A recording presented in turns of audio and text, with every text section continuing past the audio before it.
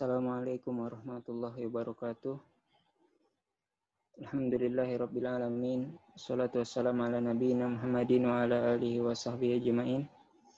Limpahan puji kehadirat Allah Subhanahu wa taala yang masih memberikan kesehatan kepada kita semua untuk melanjutkan belajar bersama Magister Ekonomi Syariah IAIN Palangkaraya angkatan tahun 2020 ini.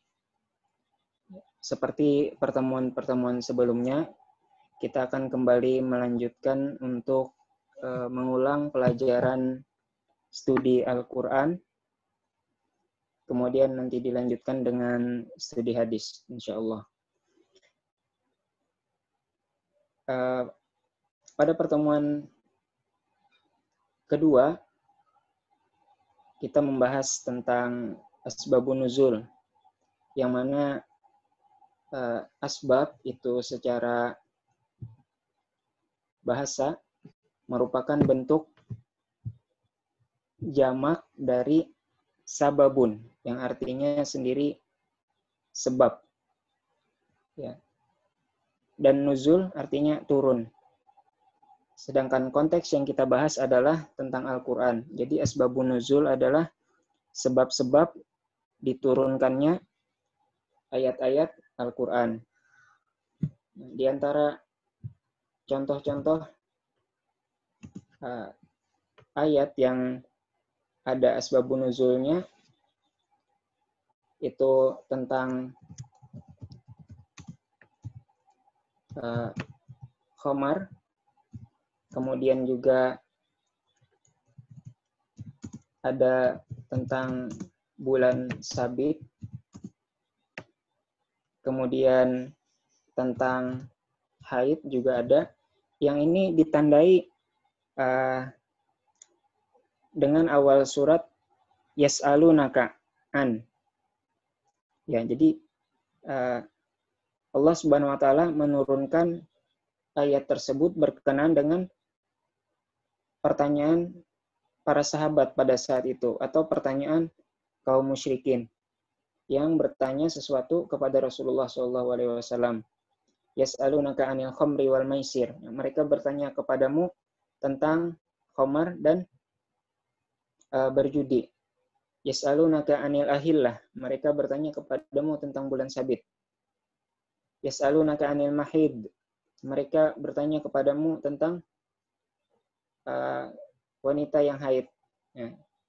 Maka di antara sebab-sebab turunnya Al-Quran adalah karena pertanyaan. Nah, ada juga yang tanpa asbabun nuzul. Kemudian pembahasan selanjutnya yaitu munasabah. Munasabah adalah keterkaitan antar ayat atau surat dengan ayat atau surat yang lainnya, yang mana ini bersifat ijtihadi.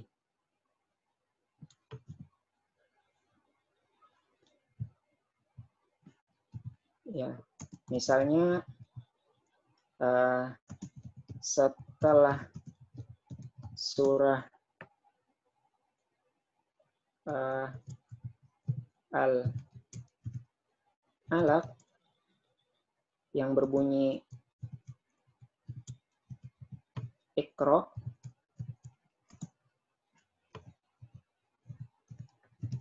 lalu terdapat surah Al-Qadar.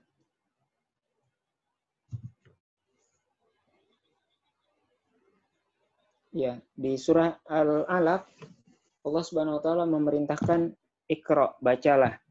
Lalu di surat selanjutnya adalah urutan surah Al-Qadar, yang mana pada surah Al-Qadar dijelaskan tentang turunnya Al-Quran. Maka menurut para ulama, ya ini mempunyai keterkaitan, yang mana yang Allah perintahkan untuk dibaca adalah Al-Quran. Dan banyak contoh-contoh lain yang telah disebutkan di dalam makalah. Ya, pada kesempatan belajar bersama ini kita hanya mengulangi sedikit dari materi-materi inti untuk memudahkan ya mengingat bahasan pokoknya. Nah, kemudian pembahasan ketiga tentang siyak. Ya, singkatnya siyak adalah konteks.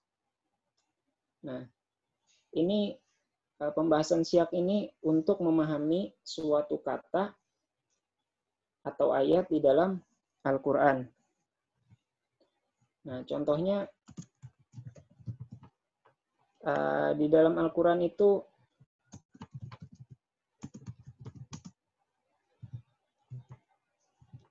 makna kata afu dan muhsonat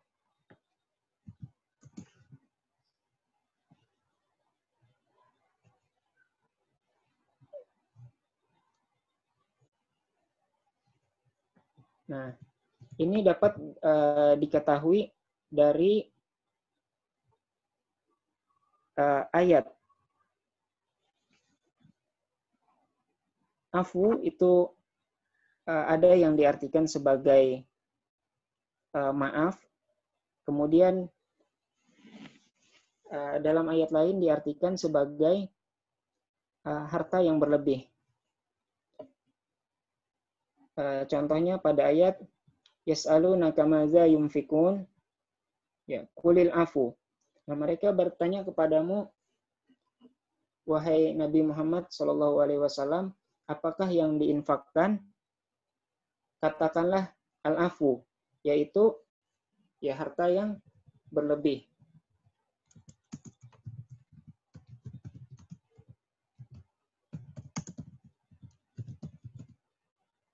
Atau dalam arti lain memaafkan. Ya, fa'fu anhum wasfah. Ya, maka maafkanlah mereka dan berilah keampunan. Nah, dalam untuk menentukan makna yang sesuai dalam suatu ayat, nah maka perlu diperhatikan siyaknya, konteks pembicaraan dalam suatu surat Al-Quran tersebut. Demikian pula tentang muhsonat. Di dalam Al-Quran, ini muhsonat dapat berarti muslimah, seorang yang muslimah, dapat juga berarti seseorang yang menjaga dirinya. Seseorang yang menjaga kehormatan dirinya.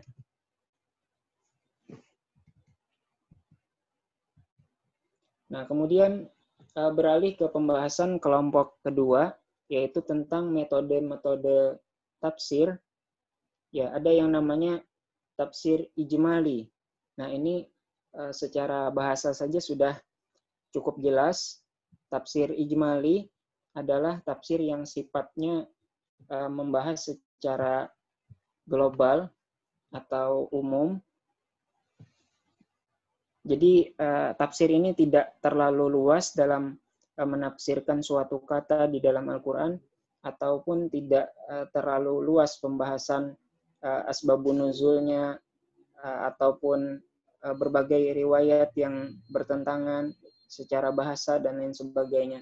Jadi ya ijmali saja secara global atau secara umum. Kemudian metode tafsir tahlili. Nah, ini bisa dikatakan lawannya daripada tafsir ijmali, yaitu yang sifatnya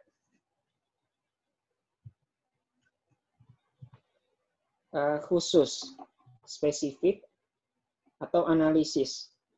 Ya, jadi ini lebih luas. Ya, lebih luas. Bisa jadi kalau tafsir ijmali mungkin hanya membahas dari makna kata di dalam Al-Quran, namun tafsir tahlili misalnya menyebutkan selain makna kalimat tersebut juga hadis-hadis yang mendukung makna dari ayat tersebut, dan pendapat para ulama tentang hukum fikihnya misalnya. Nah, ini termasuk yang mendetail. Kemudian ada yang namanya tafsir muqarin. Ya, secara bahasa tafsir muqarin adalah tafsir perbandingan. Ya, bisa jadi membandingkan pendapat para ulama tentang makna suatu ayat. Nah, kemudian ada yang namanya tafsir maudhu'i. Tafsir maudhu'i ini juga dikenal dengan tafsir tematik. Ya, jadi bahasannya fokus per bab-bab tertentu. Pada bab-bab tertentu. Diurutkan sesuai bab, jadi tidak mengacu pada urutan mushaf. Nah, kemudian cabang dari pembahasan ini mungkin juga sempat disebutkan tafsir bil ma'thur. Nah, tafsir bil ma'thur ini maksudnya tafsir dengan dalil Al-Quran atau hadis-hadis yang lain. Ya, jadi tafsir bil ma'thur ini masih bersumber kepada juga dalil-dalil Al-Quran yang lain atau hadis-hadis yang lain. Kemudian ada yang namanya tafsir bil ro'yi. Nah, tafsir bil ro'yi ini adalah tafsir dengan pendapat saja. Pendapat yang itu boleh jadi tanpa menggunakan dalil, hanya menggunakan logika saja. Nah, untuk pembahasan hermeneutika, kemudian etos kerja, demikian juga hak milik dan harta, ya karena hal-hal tersebut sifatnya sudah tematik, saya rasa itu bukan hal yang berat insya Allah bagi kita, karena sudah terkait dengan kehidupan sehari-hari, maka kita fokuskan mengulangi hanya ke inti-inti dari keilmuan studi Quran itu sendiri. Oke, kemudian kita lanjutkan kepada pembahasan studi hadis. Ya, pertama definisi dari hadis itu sendiri. Kita langsung bahas secara istilah saja, yaitu apa yang disandarkan kepada Nabi SAW, baik perkataan, perbuatan, ketetapan, sifat fisik, dan akhlak beliau. Nah, kemudian sebetulnya sama arti hadis dan sunnah, namun sebagian orang, ya sebagian ilmuwan ada yang memisahkan antara hadis dengan sunnah. Nah, ada yang mengatakan sunnah itu adalah perbuatan atau ketetapannya Nabi itu. Nah, misalkan Nabi SAW bersabda, "Shollu kama ra'aitumuni usolli." Nah, sholatlah kalian sebagaimana kalian melihat aku sholat. Nah, yang dikatakan menurut pendapat ini, yang dikatakan hadis itu adalah perkataan Nabi itu. Sholatlah kalian sebagaimana kalian melihat aku sholat. Namun sunnahnya, yang disebut sunnah adalah perbuatan sholatnya Nabi itu. Nah, ini menurut para ahli, para tokoh yang mengatakan bahwa hadis dan sunnah itu berbeda. Jadi ibarat hadis itu gelasnya, ya isinya yang di dalamnya itu adalah sunnah. Ya demikian beliau-beliau memberikan analoginya. Nah, adapun asar itu di antara artinya adalah apa yang disandarkan kepada sahabat dan tabi'in. Meskipun juga dalam beberapa keadaan nantinya asar itu juga sama dengan hadis. Dimaknai dengan apa yang disandarkan kepada Rasulullah juga. Kemudian ada istilahnya juga khobar. Juga itu ada yang mengatakan bahwa dia adalah berita-berita ya selain yang berasal dari Rasulullah. Namun ada juga yang mengatakan bahwa khobar itu juga termasuk yang dari Rasulullah Shallallahu Alaihi Wasallam.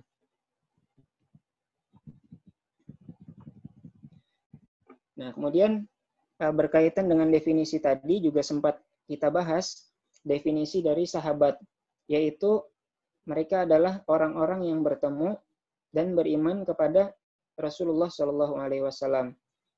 Nah, jadi syaratnya ada dua, bertemu dan beriman kepada Rasulullah Shallallahu Alaihi Wasallam.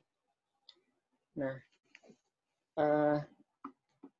ada seseorang yang hidup di zaman Rasulullah Shallallahu Alaihi Wasallam yang namanya Uwais Al-Qarni. Nah, beliau ini hidup di Yaman saat Rasulullah SAW juga hidup. Namun mereka tidak bertemu. Namun ia beriman kepada ajaran Rasulullah SAW, namun tidak sempat bertemu. Maka ini tidak dinamakan sahabat. Nah, begitu juga misalnya orang yang saat Rasulullah SAW hidup, dia belum beriman. Kemudian baru masuk Islam setelah Rasulullah wafat. Nah, maka ini juga tidak dinamakan sahabat. Kemudian tabi'in adalah orang-orang yang bertemu dengan sahabat dan beriman kepada ajaran yang dibawa oleh Rasulullah SAW.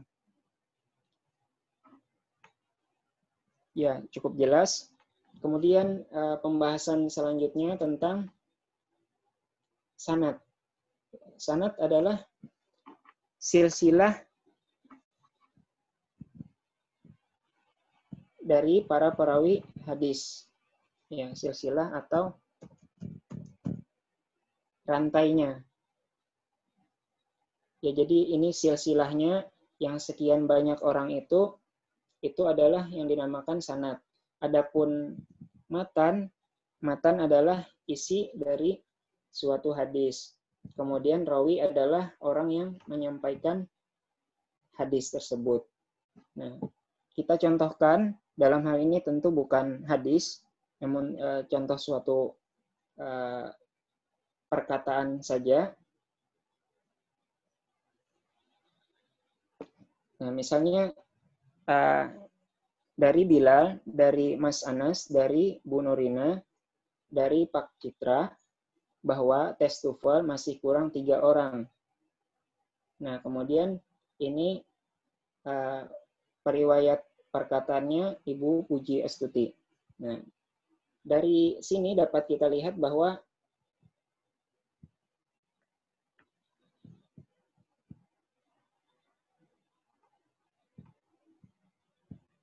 yang berwarna merah ini dari Bilal, dari Mas Anas, dari Bu Nurina, dari Pak Citra, ini merupakan sanadnya.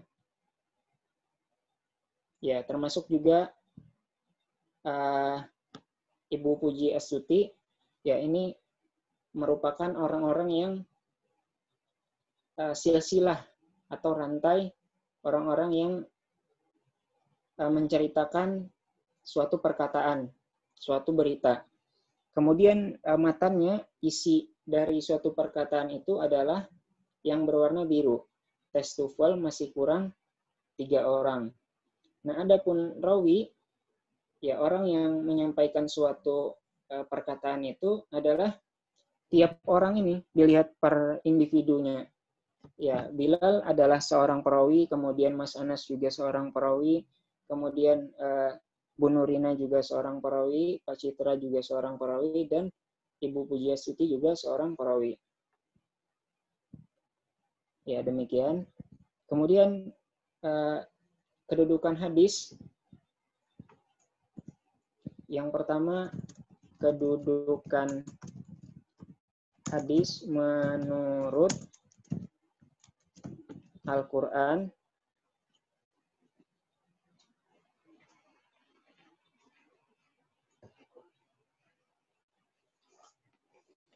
kemudian kedudukan hadis menurut sunnah atau hadis itu sendiri, kedudukan hadis menurut sahabat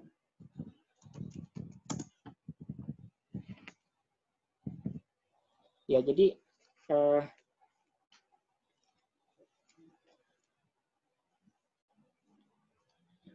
dalam Al-Quran sendiri Allah Subhanahu wa Ta'ala memerintahkan untuk memegang apa yang ada pada hadis.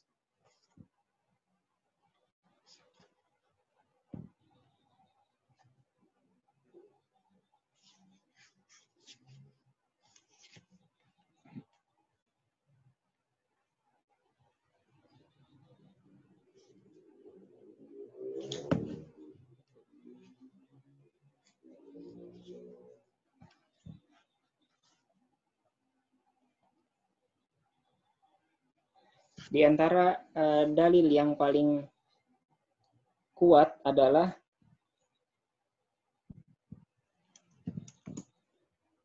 surah Al-Hasyr ayat ke-7 yang berbunyi wa ma atakumur rasulu fakhuzuhu wa ma nahakum anhu fantahu. Nah, jadi artinya apa yang telah Rasul berikan kepada kalian maka ambillah, dan apa yang telah Rasul larang dari kalian maka tinggalkanlah. Kemudian di dalam Al-Quran juga banyak perintah untuk taat kepada Allah dan kepada Rasul Shallallahu Alaihi Wasallam. Nah, itu adalah dalil-dalil bahwa ya selain wajib mengikuti Al-Quran, juga wajib mengikuti apa yang datang dari Rasulullah SAW atau yang kita kenal dengan hadis. Kemudian dari hadis sendiri juga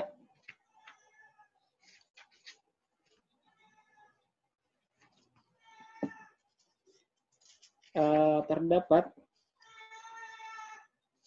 dalil bahwa wajib mengikuti hadis. Di antaranya adalah hadis yang diriwayatkan berkenan dengan akhir-akhir wafatnya Rasulullah SAW, yaitu wasiat untuk berpegang pada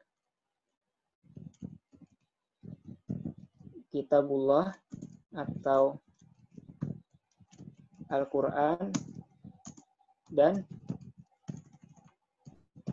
sunnah, ya, atau hadis Nabi Shallallahu Alaihi Wasallam. Kemudian kedudukan hadis menurut ijma para sahabat, ya,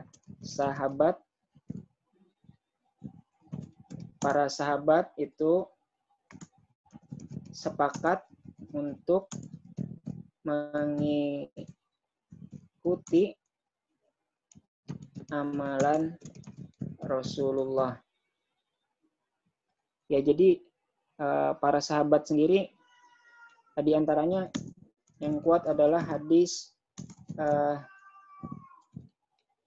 Mu'az bin Jabal yang diutus ke Yaman. Nah, pada hadis ini Rasulullah bertanya kepada Mu'adz bin Jabal bagaimana beliau akan memberikan hukum, menetapkan suatu hukum. Pertama, beliau menjawab akan mencari dari Al-Quran. Jika tidak menemukan di Al-Quran, maka beliau akan mencari dari hadis Nabi, dari sunnah Rasulullah SAW. Jika tidak menemukan, baru berijtihad. Nah, jadi di sini dari amaliyah para sahabat Rasulullah juga menunjukkan bahwa hadis merupakan hujjah sebagai sumber ajaran Islam. Kemudian kedudukan hadis menurut ijma ulama. Nah, para ulama juga sepakat bahwa hadis itu merupakan hujjah atau sumber hukum Islam yang kedua setelah Al-Quran. Kemudian kedudukan hadis menurut Ra'yu. Ya, pendapat ini bisa diartikan menurut Ra'yu itu artinya pendapat, maka ya pendapat para ulama secara personalnya. Adapun jika yang dimaksud Ra'yu dalam artian kias, maka para ulama mengatakan bahwa hadis Rasulullah itu adalah wahyu juga, karena Allah Subhanahu wa taala berfirman, "Wa ma yantiqu 'anil hawa in huwa illa wahyu yuha." Dan tidaklah Rasulullah sallallahu alaihi wasallam itu berkata kecuali sesuatu yang diwahyukan kepadanya. Nah, qiyas itu secara bahasa artinya ya analogi. Ya, kemudian contohnya di dalam Al-Quran terdapat larangan untuk meminum khamar. Nah, ilahnya adalah memabukkan. Nah, di zaman sekarang memabukkan atau menghilangkan akal. Nah, di zaman sekarang itu ada yang namanya narkoba, yang ini efeknya juga sama begitu, dapat memabukkan atau menghilangkan akal seseorang yang mengkonsumsinya, maka terdapat ilah itu, maka juga diharamkan, serta bahaya-bahayanya yang lainnya. Nah, kemudian fungsi hadis sebagai bayan takkid, yaitu untuk penguat atau menguatkan yang ada di dalam Al-Quran.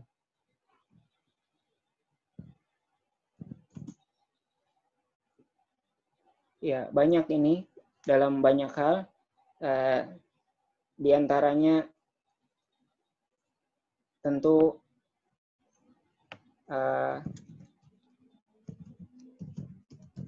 perintah sholat, zakat, dan lain-lain. Ya, wa aqimus sholah wa atuz zakah. Kemudian di hadis juga selain perintah, tentu juga karena itu dilakukan oleh Rasulullah dan para sahabat, ya maka itulah bukti nyata hadis gitu dalam bentuk perbuatan Rasulullah.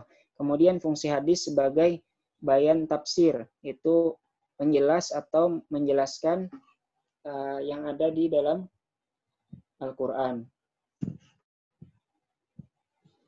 Nah, contohnya adalah waktu sholat, tata cara sholat, kemudian kadar zakat, ya, dan lain sebagainya yang di dalam Al-Quran itu masih dijelaskan secara global, kemudian perinciannya itu dibahas dalam hadis Nabi. Maka ini fungsi hadis sebagai bayan at-tafsir. Nah, kemudian fungsi hadis sebagai bayan tasyri' atau pensyariatan. Contohnya di dalam Al-Quran itu tidak ada pensyariatan untuk bersiwak. Namun dalam hadis, nah itu Rasulullah bersabda kalau tidak memberatkan umatnya maka beliau akan perintahkan untuk bersiwak sebelum melakukan sholat. Ya, setiap akan melakukan sholat. Kemudian berbagai puasa sunnah juga itu tidak dijelaskan di dalam Al-Quran.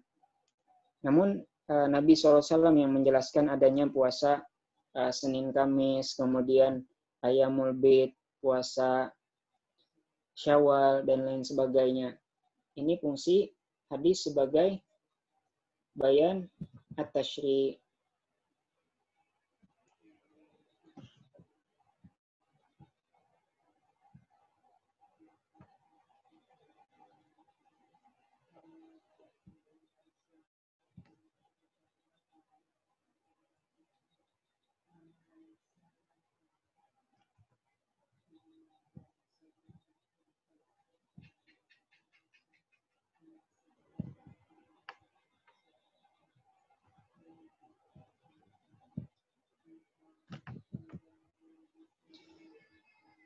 Ya, kemudian kita lanjutkan tentang cabang-cabang utama ulumul hadis. Ya, jadi ulum adalah bentuk jamak dari ilmun. Ya, jadi ilmu-ilmu hadis. Secara umum ilmu hadis terbagi menjadi dua, ilmu hadis riwayah dan ilmu hadis diroyah.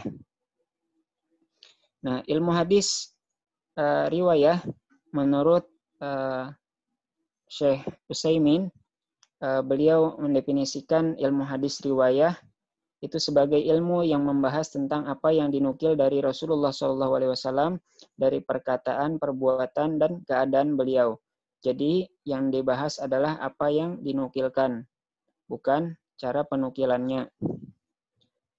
Kemudian ilmu hadis diroyah, ini masih menurut Syekh Utsaimin juga, definisi hadis diroyah itu sama dengan ilmu mustalah hadis, yang definisinya adalah ilmu yang membahas keadaan perawi dan yang diriwayatkan, yaitu matan dari sisi diterima atau ditolaknya. Ya, jadi hadis riwayah itu lebih kepada isi hadisnya saja, apakah itu perkataan, perbuatan, atau ketetapan Nabi. Adapun hadis diroyah ini lebih kepada dilihat statusnya nanti diterima atau ditolak. Nah, dari dua cabang utama tadi, ya, dapat dipecah lagi menjadi puluhan cabang ilmu hadis, ya. Namun pada kesempatan ini hanya disampaikan 7 diantaranya untuk kita mengenal, diantaranya ilmu mustalah hadis yang tadi definisinya sama dengan ilmu hadis diroyah menurut banyak ulama. Kemudian ilmu rijalul hadis, ilmu jarh wa ta'dil, ilmu gharibul hadis, ilmu ilal, ilmu mukhtalaf atau musykil hadis, kemudian ilmu takhrij al hadis. Nah, tentang ilmu mustalah hadis ini didefinisikan sebagai ilmu tentang aturan-aturan yang dengannya diketahui keadaan sanad dan matan. Ya, kemudian juga Syekh Mahmud Tohan memulai pembahasan ilmu mustalah dalam bukunya dengan pembagian hadis dilihat dari sanad sampainya kepada kita yang terbagi menjadi mutawatir dan ahad. Nah, jadi hadis mutawatir itu jumlah perawinya banyak tanpa batas tertentu. Dan itu ada di setiap tingkatan sanad. Nah, yang mana mereka ini tidak mungkin untuk bersengaja untuk bersepakat untuk berdusta. Nah, contoh para ulama mencontohkan mutawatir itu keadaan di mana seperti adanya kota Mekah, ya adanya kota Madinah, ya adanya negara Amerika misalnya. Nah, itu meskipun orang-orang banyak yang belum pernah ke sana, namun orang-orang mengetahui bahwa adanya kota-kota ini walaupun mereka belum pernah ke sana begitu, namun itu diyakini kebenarannya. Ya, hal yang seperti inilah yang disebut mutawatir. Dan di antara hadis yang derajatnya sampai kepada mutawatir ini adalah ya termasuk ancaman Rasulullah SAW agar orang tidak mudah menyampaikan hadis Rasulullah yang mana isinya man kadzaba alayya muta'ammidan falyatabawa maq'adahu minan nar. Ya, barang siapa yang berdusta atas namaku, maka hendaklah ia mengambil tempat duduknya di neraka. Nah, hadis ini adalah di antara hadis yang derajatnya mutawatir, yang sangat kuat statusnya. Kemudian selain hadis mutawatir, ada yang namanya hadis ahad. Yang ini terbagi lagi menjadi 3, yaitu masyhur, aziz, dan gharib. Nah, masyhur sebagaimana dapat teman-teman lihat di slide itu yang jumlah perawinya 3 orang atau lebih, namun belum sampai kepada derajat mutawatir. Dan itu minimal ada di setiap tingkatan sanad.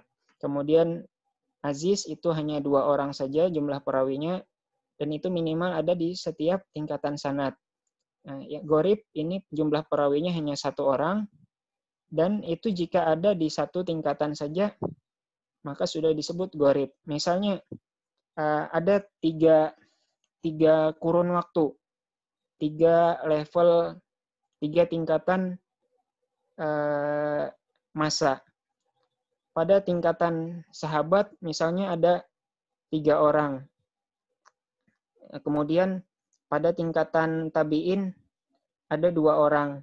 Nah, pada tingkatan ketiga ini ternyata hanya 1 orang. Maka ini termasuk hadis yang gharib. Nah, kemudian memasuki definisi dari ilmu mustalah hadis. Masih terkait bahasan ilmu mustalah hadis tadi, ya berbeda dengan hadis mutawatir yang kesemuanya diterima karena statusnya sahih.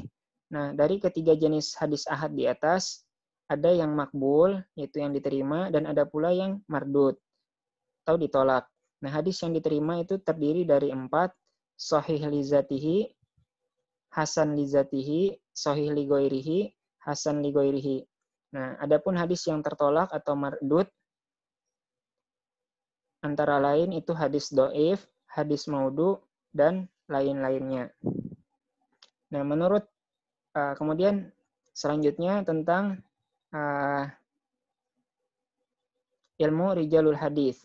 Jadi ilmu rijalul hadis ini dikenal juga dengan ilmu tarikh arwat atau ilmu sejarah para perawi hadis. Nah, ini ilmu yang dengannya dapat diketahui keadaan setiap perawi, baik kelahirannya, wafatnya, guru-gurunya, orang yang meriwayatkan darinya, tanah air mereka, dan hal lain yang terkait dengan sejarah perawi hadis. Kemudian yang ketiga, ilmu jarah wa ta'dil. Nah, ini at-tajrih, ya menurut istilah berarti memberikan sifat kepada seorang perawi dengan sifat yang menyebabkan pendoifan atau tidak diterima riwayatnya. Sedangkan ta'dil adalah pensifatan perawi dengan sifat-sifat yang mensucikannya sehingga tampak keadalahannya dan diterima riwayatnya. Ya, jadi singkatnya ilmu jarh wa ta'dil ini adalah berisi tentang pujian atau kritikan para ulama tentang seorang perawi hadis. Kemudian yang keempat, ilmu gharibul hadis. Nah, ilmu gharibul hadis ini adalah membahas tentang lafaz matan suatu hadis yang mungkin membingungkan bagi beberapa orang dan sulit dipahami karena lafaz tersebut jarang digunakan. Ya, karena di Arab sendiri terdapat berbagai kabilah, bisa jadi suatu bahasa itu tidak familiar di kabilah yang lain. Atau di suatu masa setelah masa Rasulullah dan para sahabat, misalnya di masa tabi'in bahasa itu sudah mulai asing, atau di masa tabi'ut tabi'in sudah mulai asing. Nah, itulah fungsinya ilmu gharibul hadis yang menjelaskan makna dari suatu kata yang membingungkan bagi beberapa orang. Kemudian ilmu ilalul hadis. Nah, ini adalah ilmu yang menerangkan sebab-sebab tersembunyi dan tidak nyata yang dapat merusakkan hadis. Yang wujudnya dapat berupa menyambungkan yang mungkoti. Jadi harusnya itu adalah perkataan para sahabat. Namun dikatakan bahwa itu Rasulullah yang mengatakan. Kemudian sama memarfukan yang mauquf. Ya juga demikian. Kemudian memasukkan suatu hadis ke hadis lain. Kemudian menempatkan matan yang bukan semestinya dan cacat lainnya. Semua ini jika ditemukan maka dapat menurunkan atau bahkan menyebabkan tertolaknya suatu hadis. Ilmu mukhtalaf atau muskil hadis. Sebagian ulama menamakan ilmu ini dengan muskil hadis dan yang lain menyebutnya mukhtalaf hadis. Ilmu ini menggabungkan antara hadis-hadis yang terlihat bertentangan atau menerangkan takwil hadis yang muskil walau tidak bertentangan dengan hadis lain. Kemudian ilmu takhrij, nah ini menurut istilah adalah menunjukkan tempat hadis pada sumber aslinya yang mengeluarkan hadis tersebut dengan sanadnya dan menjelaskan derajatnya jika diperlukan. Ya mungkin sekian untuk pembahasan cabang-cabang ilmu hadis. Kemudian bahasan yang juga kemarin dibahas itu adalah tentang hadis pada masa Rasulullah Shallallahu Alaihi Wasallam.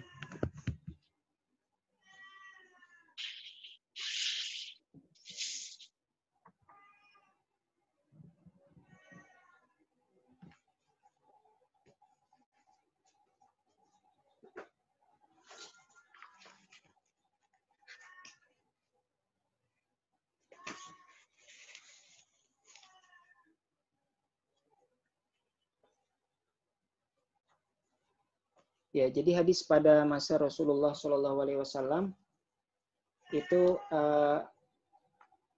pensyariatan sifatnya step by step, kemudian juga melakukan pengiriman orang berupa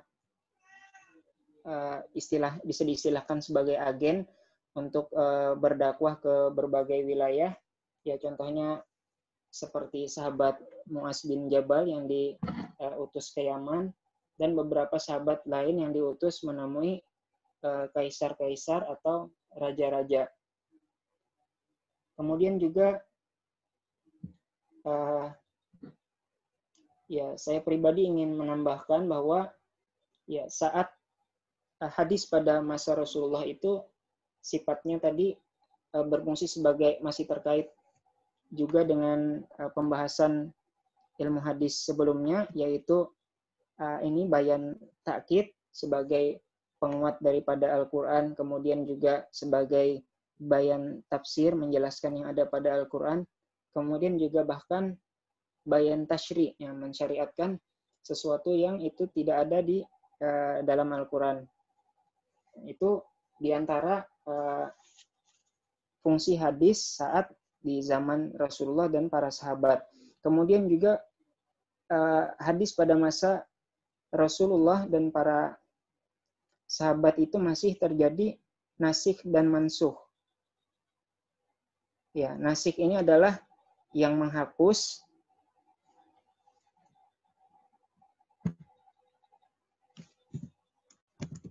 nasikh ini ayat atau hadis yang menghapus hukum. Mansukh ini adalah ayat atau hadis yang dihapus hukumnya. Ya, jadi itu hadis pada masa Rasulullah masih terjadi nasikh dan mansukh, tentu terkait juga dengan Al-Quran. Di antaranya kuntu nahaitukum an ziyarah fal'an fazuruha. Ya, jadi dulu Rasulullah pernah melarang untuk berziarah, namun kemudian Rasulullah membolehkannya. Kemudian juga masih terkait dengan yang tadi, bahwa dengan cara pengutusan ke berbagai wilayah juga termasuk menyampaikan kepada para sahabat yang tidak hadir di majelisnya Rasulullah pada saat itu.